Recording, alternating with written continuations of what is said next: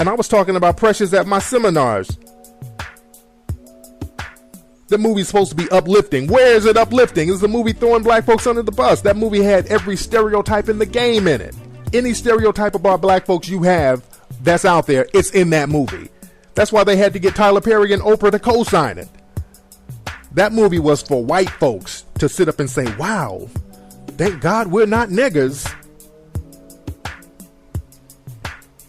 You notice they had Oprah and Tyler Perry, quote unquote, the executive producers. That's bullshit. That's a bullshit title.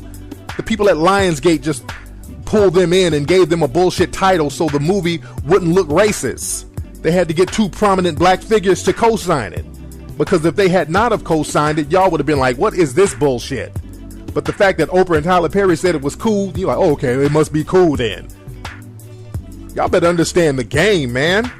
Fuck out of here. Black women, y'all still going for the okie doke over and over again. Is it true that brothers aren't marrying you? Yeah. But you got to be self-reflective about it. It's about you. You better get your shit together. You're in cahoots with these people and letting them run game on you, and you think you throwing the brothers under the bus? And I done talked about this a million times on this show.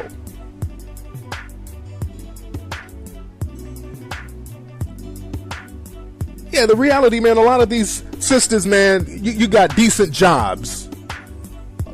That's the reality. Either sisters out here in this country are on some broke shit or they got a cool little job. Nothing to really throw a damn pep rally about. I travel all over the world. I don't really see too many sisters from the States doing the game on an international level. You ain't holding paper like that. Your money is cool. It's all right. Contrast it to a nigga who won't have nothing. If you're contrasting your money to a hood rat, you doing all right.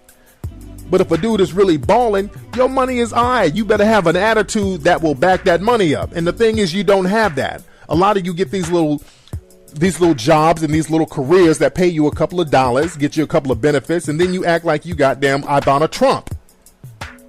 And to a dude who's making some real paper, that's not cutting the mustard. And even to get a black woman who has a decent job or a decent career, which is just the first step, because that's not the main criteria in getting married to a woman, her job or her career. That's just the first step. That should really be a given. Her attitude and her compatibility level to you is really the main thing. But even to get to the first step, for a black man in this country to find a black woman who has herself together, who has a decent job or a decent career, do you know how many hood rats brothers got to go through to get to that?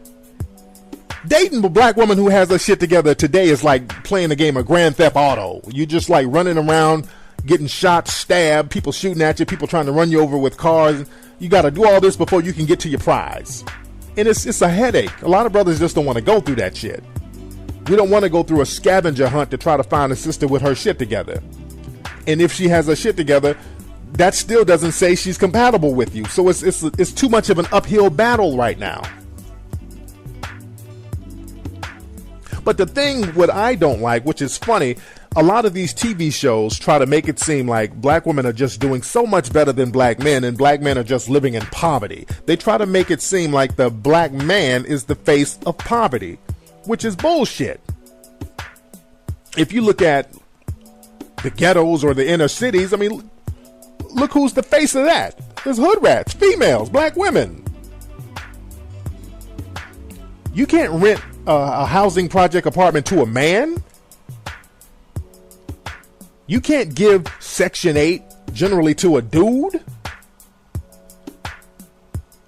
Generally, black men can't receive food stamps. Generally. A lot of black men don't really receive Section 8. A lot of black men don't receive WIC vouchers, right? It's black women who get that.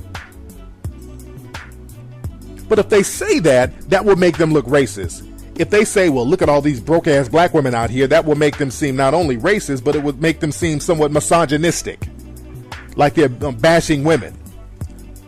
But if they get black women on their side and throw the brothers under the bus, oh, that's cool in the gang. You guys got to see the game for what it is. And what's funny about these specials, they always talk about and why black men are not getting married to black women. What don't they like about it? And they never, ever have average, everyday black men on there. They had Steve Harvey, who's a comedian and a radio guy, but they never have the average, everyday brothers on the show.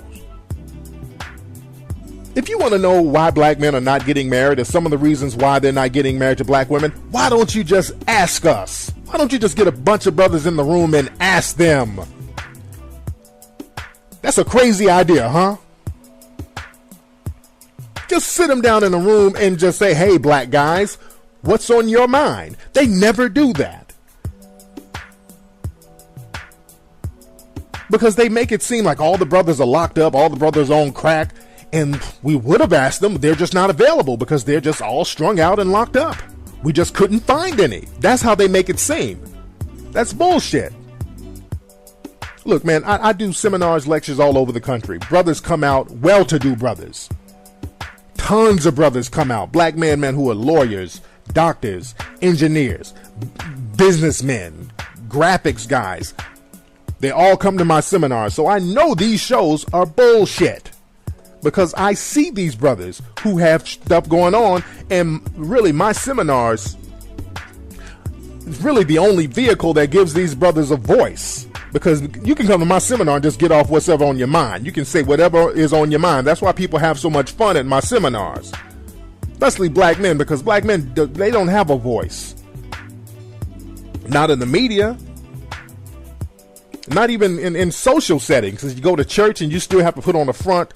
So you really don't have a vehicle to really express yourself. So that's why my seminars do so well, because a lot of folks come out and you can say whatever's on your mind without fear of criticism. And these shows know that there are brothers out there who have stuff going on, but they go out of their way to not show them. They go out of their way to not have them on the shows. I want you guys to notice that, man. You got to peep the bullshit for what it is. Then they get these 4 average looking black females on here that's saying they're in their 30s but look like they're really in their 40s, talking the same old cliche bullshit.